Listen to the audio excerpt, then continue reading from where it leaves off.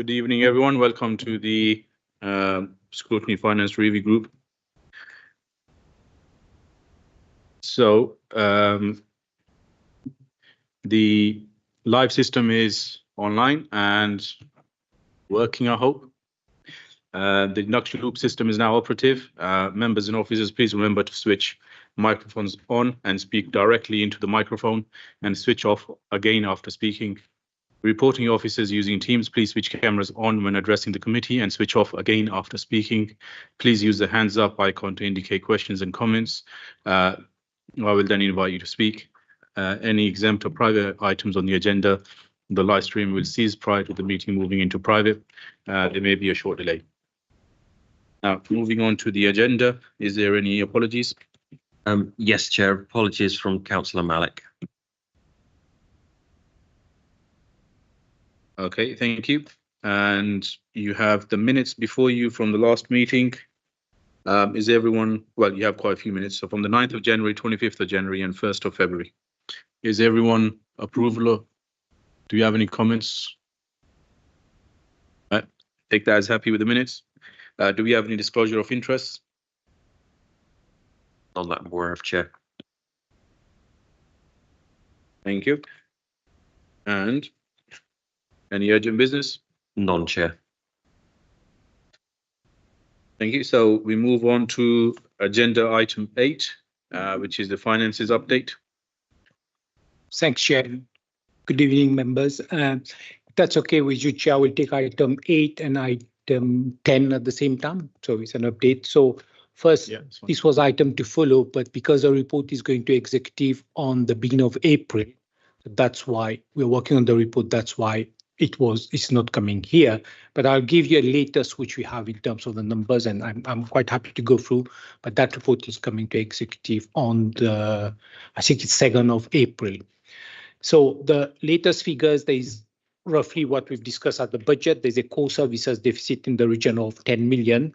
But now, as we mentioned last time, we are going to allocate all the contingency, and the corporate side, they are upside. So right now it's in the region of roughly 1.5 million, the net, but we are still updating some of the latest outturn, and we are seeing there's more pressures in the social care. So that in social care, we are finding there's more pressures, which is in the Q3, and we are trying to see whether Q4 will be more pressures. The main areas, it's social care, the children's social care, adult social care, homelessness. Still, those are main areas. As mentioned, supported living, the exempt accommodation, that is the new, and the pressures is across all council. It was discussed at Public Accounts Committee as well. So government is trying to bring legislation, and there's some areas where we've got sort of shortfall in income as well because of the impact of COVID. So those are the key main areas. If you see 80% of the council overspend, maybe it's 5 areas. Yeah, commercial income, we know that. Some of the areas, so we're doing a detailed piece of work on all our portfolio of investment, and that will be coming to FRG as well because the landscape has changed. So those are the main areas, but as I said, that core deficit has been sort of in the region of 10 million, and that's what is built in the 24-25 budget, which will have to start to work on that and then to deliver on that. So the report is coming in beginning of April. I think there is a FRG on, I think, 3rd week of March. So if that links with the executive, I might bring it in the 26th of March. I think there's one report there, so I might bring it. But other than that, the position is yeah, the main trend is that we are finding sort of in social care, adults especially. We used to have pressures in adult social care, but this time adult social care is, and supported living exempt is 2 areas which is new this year. So I'm happy to take any questions, Chair, but the landscape is that's where we are. That's fine. Do we have any questions on agenda item 8, 9 and 10? Yes, as expected, Councillor Franks. Yeah, I guess the first question is, when will the Q3 budget monitoring figures actually be available, and when can we see them? Yeah, so the Q3 figures is coming to the executive, which is on the 2nd of April. So 3rd week of March, it will be in the public domain. That's 5 days before the April figures get produced. The executive meeting on 2nd of April, I think. That's executive meeting. Okay, thank you. Next question. In respect of getting Ernst & Young to sign off the 2018-19 accounts, I understand a formal complaint has been sent to the senior partner of Ernst & Young. In fact, was sent some time ago. I understand no sensible reply has been received. What action is available to the council if they don't respond? Okay, so if that's okay, Chair, if we finish with item 8 and 10, I can update on item 9 now if you're going on item 9 on auditors, yeah? Okay, so I go on item 9 now. So in terms of coming back to your question, I will just give an update where we are in the audit. So 2 reports is coming to the audit committee, which is on the 18th of March. So one is to give an update because FRG and audit committee wanted to know what is happening with the backlog. So the consultation paper is out. So the audit committee will be updated, but in terms of the backlog, the auditors are supposed to clear as much as possible, not only 18-19 accounts, but there are 771 accounts not signed. So as much as possible, and for the accounts 22-23 by 30th of September 2024. So that's so the consultation paper. When you come to audit committee, you will see the committee is reset the and then rebase, and then how they are going to avoid this happening again, because a national issue in terms of audit. Some of the reports have not been signed.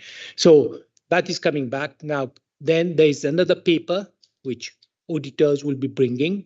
This is what they call the annual audit and inspection letter. So we have seen these a few times on 18-19 accounts.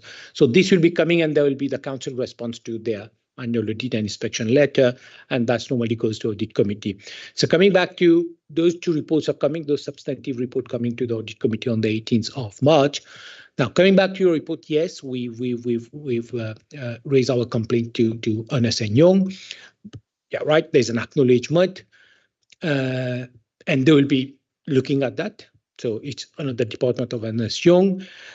I had a meeting with PSA, the public sector audit appointments. So they appoint practically all the auditors in UK for council, and just to explore what is our contractual right in terms of, because the contract with PSSA, and PSA has a contract with the auditors.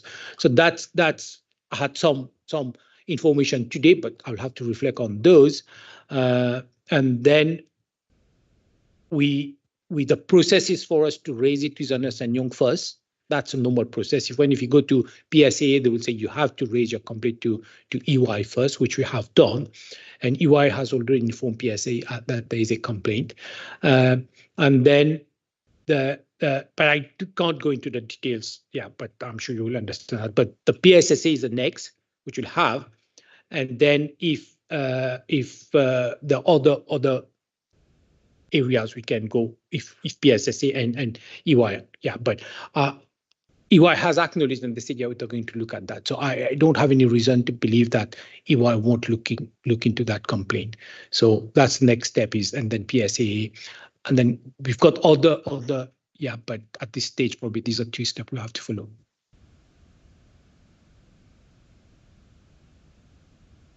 As a final step, if we don't get sensible answers from Ernst & Young, can we get PSA to stop paying them?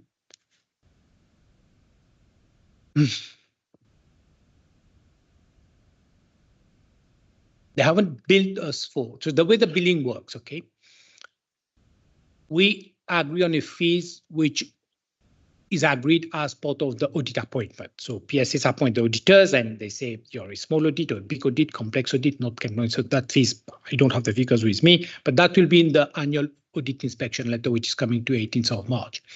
So then auditors normally they bill, I think, on a quarterly or 6 monthly basis in advance. So I have to check that. For 18-19, the normal charge, which I don't know, it was 200. I may be wrong here. We have already paid, but I have to double check that the normal process for them to bill us. Then over and above, because of additional work and everything, they in the annual audit inspection letter, they will say how much is the potential increase on top of what we've already contracted for. Then what happens, then they will inform us this is the amount which we intend to bill, but they're not going to raise an invoice. And then we have to decide whether we agree or we sort of challenge that quantum of that bill. That goes to PSAA. So in the interim, we are not going to pay if the bill is too high. Then we PSSA will decide. So they are the arbitrator here. They will say, okay, they are saying X, that's contractual. This is additional amount on top of that. And they will look at it. They normally go through the file and ask all sorts of questions and everything. We've done that for 16, 17 and 17, 18 as well. So and then they will, as an arbitrator, they will say, okay, we think the bill has to be the amount they've informed, or lower or higher, it's for them. Once they've decided, then we make the payment. But the core contract, which is what was already agreed, that I have to double check, but that normally get billed every quarter. So I think that has already been paid. So and then just to follow up, we've got 19, 20, 21, 21, 20, 23. That's EY will update us what they stage on those, whether they will carry out. But I think the backstop, which government has it to reset, has required auditors to reprioritize the resources. And most of them, they're trying to concentrate to clear as much as possible and then try to start to look at 23-24, which we are doing now with GT. So it's complex, and the consultation paper is out, and even for the other like 23-24, the deadline to auditor for sign of the account is, I think, May 2025. So I've got the dates here, but the report I'm bringing to audit committee will clearly give everything to the consultation, what the government will reset the dates, how we'll reset the whole process, how they will also looking at how they will help auditors to have more resources to recruit, because there's a serious recruitment problem in audit firm to recruit audit for local government. So even when they went to procurement, they struggled to have audit firm bidding for the local government work. So the whole system has to be looked at, and that's what MHCLG is doing. FRG, the Financial Reporting Council, who also opposed to you, the Institute of Chartered Accountants England and Wales, who issue practicing certificate to audit firm, plus the other organization as well, and then the PSAA. So it's a system-wide they're looking at it, and hopefully that will ensure that those work which has built up, we clear that, and then we have a sort of correct footing. So it's a long answers, but it's quite a complex and things is.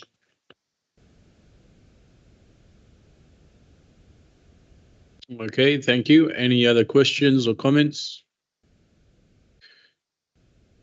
Yeah, thank you, Chair. Just be a reassurance, really. I know the Audit and Governance Committee and the Chair of the Audit and Governance is also concerned, and we'll be looking at what you're saying there, David. She'll be checking it all as well. Just let you know. Okay, thank you. The recommendation is to note the reports. So are we all happy to note? Take that as a yes. Thank you. We move over to agenda item 11, which is a work program for transport, highways and street lighting.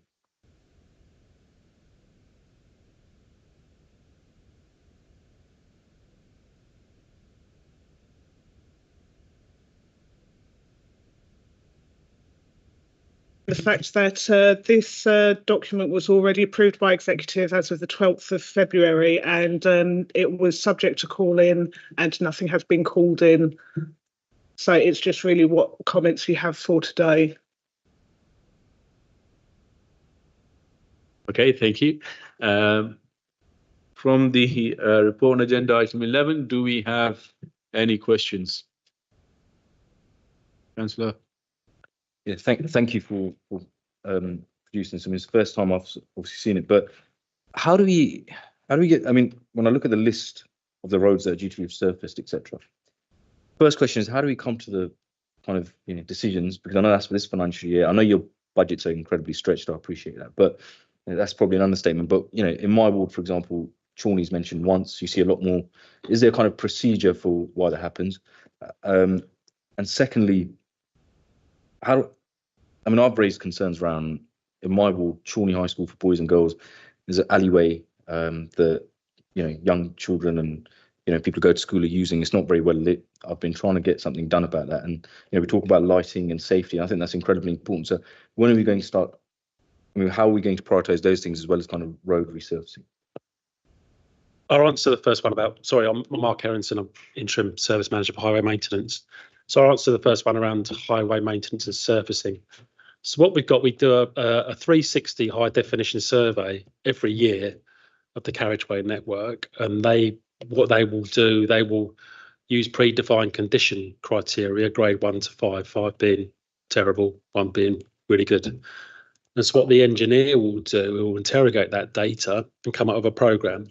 Also, we've got 5 highway inspectors, only got 3 at the moment, who go around and inspect the highway. And what they will do, they will recommend schemes for resurfacing to the engineer, and he put it all in the mix. He put it in a criteria and in a programme. The challenge, as you probably well know, is there is around about 12% of the residential road network in Luton needs resurfacing today. Okay, so that's a huge challenge. Around about 4% of the principal main carriageway needs resurfacing today. We've got about £5 million a year, which is brilliant because that's more than we've ever invested anymore. The government have allocated a bit more money through what's called the Network North initiative. So with the cancellation of HS2 from Birmingham to Manchester, released more money, and they've given us a bit more money for pothole mitigation. But it's nowhere near enough. So we're doing a bit of life cycle modelling at the moment. We're using that company, and we're saying, you know, and they're looking at what the current investment will look like over 5, 6, 10 years. And I haven't finalised that bit of work, but we will publish it to members, and we'll go to policy group and say, look, essentially, we need more money. Now, I know the council, you know, the financial difficulties of the council are, but that's that, you know, so we have to make difficult choices. I'm not saying we always get it right. If anyone has got recommendations that need, you know, they think the road needs resurfacing or treating, you can always contact me, and I'm, you know, and just put that through, and I'll get you an answer. Yeah, so we do. So there is a method to our madness. We don't just go around going pop in. You know, we do predetermined surveys using a 360 high definition camera, which is really good actually. And we're also looking at AI as well to do. You know, we're trialing an AI product that goes around looking at all the main carriageways, interpreting data and making it'll tell you the deterioration, and then it's up to an engineer to make recommendations following that. As regards to the lighting, if it's a public footpath, and it's a public footpath, not a private footpath, and it's got poor lighting, we need to look at that. Yeah, definitely. So if you can get me the details, I'll take that away and look. The thing is, I've emailed him before, and we can take it up. Who's Steve Lane? Is it? Or, sorry, who have you emailed? Steve Lane? Is it? Or? Yeah. I think I've copied you yourself in as well. The thing is, what's happened is, you know, maybe this isn't the right form to raise it, but both high schools are really concerned about the poor lighting, especially in the winter months. Yep. And a lot of parents have expressed concern. Yep. And that's something that we have to prioritise. And I get budgets are stretched, but, you know, is there a way, safer school partnerships? Can we look at raising money from there to invest in that? I agree. I wouldn't want to see a footpath around the school that's got poor lighting, but I need to find it. I don't want to commit anything at the moment without knowing the details. So if you'd be kind to let me know tomorrow, contact me tomorrow, and I'll look into it for you. No problem.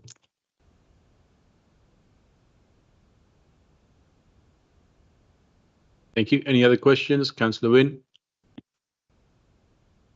Thank you, Chair. Can I just go through one or two bits, and if you think they're inappropriate or you want to wait, that's fine. No problem. The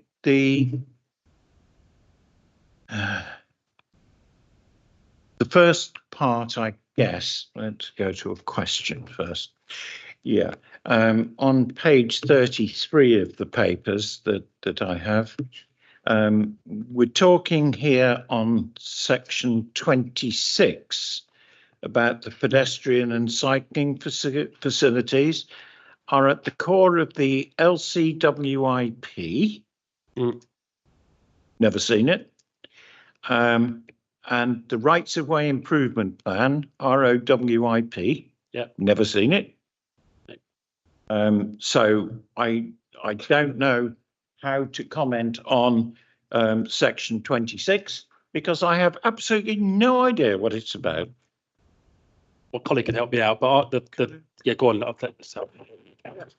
Both documents are actually available online. The Rights of Way Improvement Plan, the ROIP, that's actually quite an old document now. I say in terms of strategy documents, but we're not looking at reviewing that. But I can send you the link to tell you where that is online. That's the same with the LC WIP. That was approved at the end of last year. So in the fourth quarter of last year, that was approved, and that is also available online. Sorry, approved where? By whom? Our strategy and sustainability team, they led on that, and they did undertake quite extensive consultation. So I can either pass it back to them to contact you, or I can provide you with the link to where the documents are. Can I just ask a question of the other members of this committee? Have any of you seen these documents?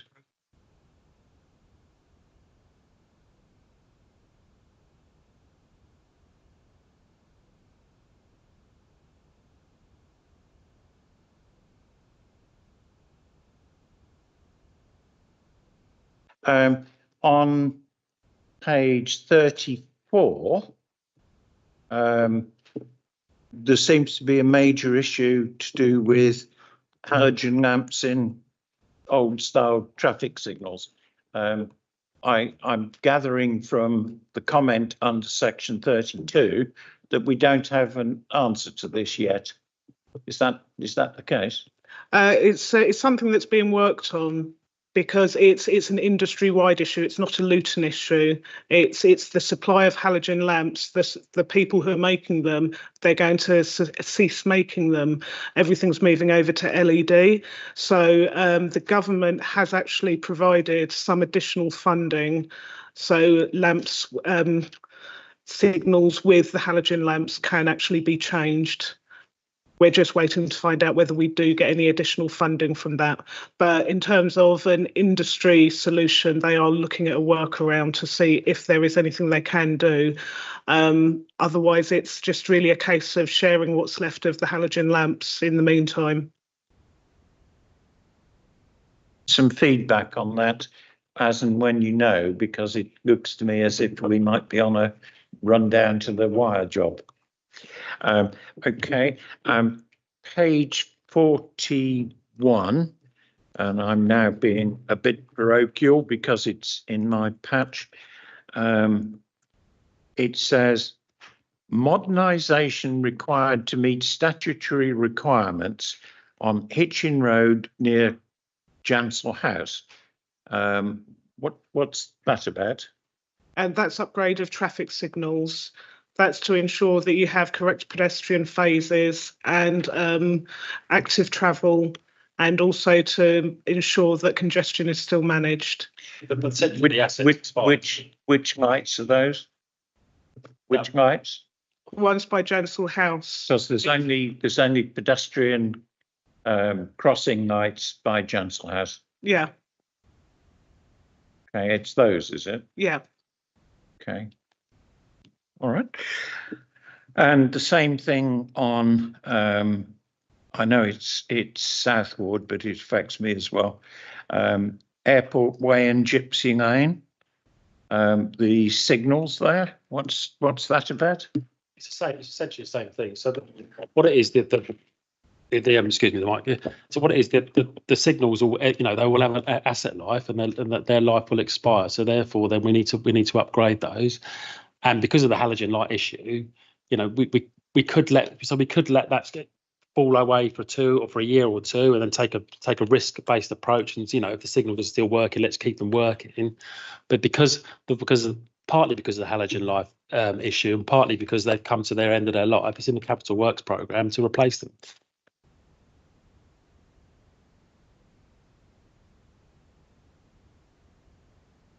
Any further questions? Oh, sorry, yep, Councillor Abbas. Thank you, Chair. On page 34, I was a bit disappointed to see we don't seem to be doing anything about the electric vehicle infrastructure. And I know you've appointed somebody there to work on it. I just wanted to get an idea of the timescales for this strategy. Yeah. And I also wanted to highlight an issue that's coming up where people are actually using the charging bays as parking. Yeah. So what they're doing, they're just putting the cable there, not actually connecting it, and then using it, particularly in the town centre, for parking. And that's denying people. And I've had quite a lot of people saying we're not doing enough to have enough electric charging points in the town, particularly in the town centre. So I was a bit disappointed that we're not doing there. But I understand you've got somebody there. And what's the timescale for this new strategy? Hot off the press, we've been awarded £1.75 million to deliver EV charging points. The strategy, my colleagues in sustainability strategy, which is not part of our service, they're lead on that. Yeah. And the thrust of it is they're looking to appoint a single provider, part of that contract, to deliver that £1.75 million investment. I haven't got a time frame for that. I was going to speak to my colleagues about that, but yeah. So we've just been awarded £1.75 million to install EV infrastructure in the town. As regards to the bays, so are they electric vehicles parking in the bays, or are they just normal people parking, or they are electric vehicles using that facility to charge their vehicle? I don't know, and Yeah. I mean the But complaints I I've can had. take that away and speak to our enforcement team and find out what they can do about that to mitigate that. Yeah. And I was going to look at your Annex D, and like Councillor Wynne, I'm going to go a bit parochial because I see safer routes to schools. I see William Austin Juniors, and you've got Austin Road pavement to be shared use for cyclists and pedestrians, 70,000. We had a meeting at the school in December. I think Mark Barnett was there. I think from across the town, I think Jeff Petts was there. I think Councillor Franks couldn't make it. And this was a meeting called to try and work with both schools because the lollipop man had been run over and there were real concerns about, and this was by a parent who, I don't know what they were doing, there were real concerns about traffic and managing that. And I'm not sure, this was not even mentioned. So are we talking to the schools? Are we working with the schools? Because we need to be doing that. And I don't think the school is aware of that. I don't think we are being made aware of it. And I don't think even Mark Barnett mentioned it, that we're doing the 70,000.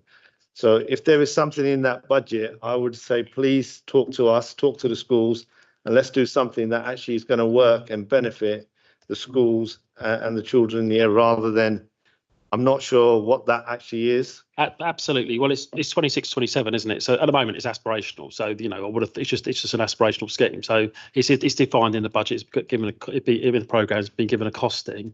But absolutely, they would. There's no way that they would deliver a scheme about engaging the stakeholders in the area, and that includes the schools. So I'll speak to Mark Barnett about that. It's 2 years away, although that will come around really quickly. But there's absolutely no chance that they won't engage with the schools and work with them to deliver a transport scheme around that school. Take it you will be consulting myself and Councillor Franks, and because it's on the border. Yeah, the school's in Saints, and the road is in Barnfield. So yeah, absolutely. We need to be working together on that. Absolutely, we'll make sure that you're consulted with. Absolutely, 100%. Yeah. Councillor. Thank you. Just page 31.9, the asset value and depreciation cost. What's the sort of difference between the gross replacement cost and the depreciated replacement cost? And is there an importance in that? The difference of £181 million. It is, but it's just astronomical, meaningless. I'll be honest with you, it's astronomical, meaningless to sit for accounting stuff. So the government, in their wisdom, and I wouldn't dream of criticising the government, want to put asset valuation on their balance sheet. So they want to know what's the worth of the highway asset, and that includes carriageways and footways. So the gross replacement cost is what if you replaced all the asset today, how much would that cost? The depreciation is factored in with the depreciation. So it factors in all. It's just the depreciated cost. So it's the stuff that needs replacing. The way the government allocate money to highway maintenance is based on a kilometre per network. It's not based on need. It's not based on loading. It's not based on the number of vehicles. All it is just based on kilometre network. And they did consider looking at a different way of allocating it. Now for Luton, we miss out because if you think about it, Norfolk County Council, for example, I'm just picking on them they've got lots of rural network. My argument is they haven't got a lot of usage on that network, but they get the same amount of money. So they haven't got. They would argue they have different challenges, but we've got challenges of an urban network, continual loading, but we're just allocated based on kilometre network. They don't use the depreciation or the gross replacement figures to allocate money. So it's just an accounting exercise. So I can just join. I think those who have been in audit committee, this one of the areas which auditors have talked about infrastructure assets, and as quite rightly you say, it's meaningless figures. We're not selling our infrastructure, and a lot of council account has been qualified limitation of scope in terms of infrastructure asset. So you will see the audit report will talk about limitation of scope, and as my colleague said, SIPFA is working with central government to make it simpler because it's so complex that some council are saying, oh, we can't. Some of the figures, how can you say 20 years ago what layer of tarmac was done? And when you're adding another layer of tarmac, whether the layer of tarmac which was below that is fully depreciated. So government is some of the delays because of those technical things which auditors have to follow the accounting standards. But councillors saying we don't have data which goes 30, 40 years back. So SIPFA is looking at that with National Audit Office as well to say whether we can simplify those accounting standards, because from a user of accounts point of view, does it add value? Unless you sell a property, then there's a meaning you're not going to sell your roads. So hopefully we'll get SIPFA simplified those technical things, and it's much easier to audit accounts, and those figures might be maybe more meaningful. But these are just numbers in the balance sheet right now, and it hasn't got the market value per se, but there's numbers which we used. Thank you, Councillor Mahmood. Just very quickly, first of all, I think it's fantastic news in the £1.75 million. So just, I mean, are you, in terms of how you're going to allocate that, are you going to spend it? Do you have any more information on which parts of the town you're going to go in? Because obviously town centre area electric charge was important. No, so I'm going to defer to my colleagues in sustainability and transport, which is in a different department to us. I'm not trying to pass the buck, but I haven't got the details. They're leading on it. As far as I know, the way they're looking at it is they're going to try. The thinking is they're going to get a single provider in the Luton to provide that install, manage it, and maintain it. That's the thinking. But I can segue you into Anthony Swift, who's leading on that, and my colleague Nathan. Okay, thank you. Any other questions or comments, Councillor? I just want to know, why is there only a select few schools on this list? Because I could name a couple in my own patch, like Councillor Wynne, that would benefit from some form of a scheme. So why is there only a select few? Why are we not considering all schools? Safer routes to school? I presume it's resource, Andrew. It's a priority list that has been done. So there's schools that have already been dealt with, and this is the 5-year list, and this is the priority on the 5-year list that we've been provided with, which would be our network safety manager who would have dealt with that. But if you want to feed into that and you want to engage with us about that, we can speak to Mark Barney, who's leading on that, and we can consult with you. It's not a problem. Okay, I mean, I'm pleased to see that that Ferrers is there, but if you look at that whole patch in general, even if I exclude, say, Chantry, because that's a little bit out kind of thing, even though we have our issues when it comes to school parking, but even if we leave that one out, on Wheatfield Road, you've got several schools. So if you've got Ferrers that you might sort, you're only going to see that the traffic is going to move elsewhere. So Wheatfield already is congested. Yeah. There's lots of road humps. There's all sorts of measures already put, but it's clearly not working because it kind of just shifts the traffic in a different area. Similarly with Chalk Hills, which is just up the road from Ferrers, again, people are parking everywhere. Grass verges all over the place. You're absolutely right. Whatever we do, we can potentially just displace it down the road. So, traffic, if you have traffic exclusion zones, which we've been trialing, it can, potentially, but we need the cooperation of the people of Luton. The thrust of the strategy is to try and encourage people to use different forms of transport and get out of their car. But it's very hard because people are welded to their cars, and they are. There's no two ways about it. And Mark's team work tirelessly working with the schools about trying to come up with travel plans with the schools.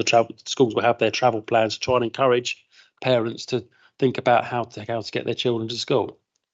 But ultimately, it's going to be we need the cooperation of the parents and the patrons of Luton and the travelling public at Luton to try and play ball. But you're right. Whatever we can do, we can try and mitigate it. But you're right. It can be displaced. But we'll have a look at Wheatfield, definitely. No problem. Okay, thank you. Any other questions or comments? Nope. The recommendation is to note the report. You're all happy to note it? Yep, thank you. We move over to agenda item 12, which is the work program for 24-25. Thank you, Chair. Members have before them the draft work programme for 24-25 as it stands at the moment. Obviously, during the year, that will get more populated. Obviously, when it's went to print, we have now arranged an additional meeting of FRG on the 27th of March. This is a one-item agenda to deal with the debt write-off. So to remind members that they've got an additional meeting. Thank you. We now move over to the private agenda. So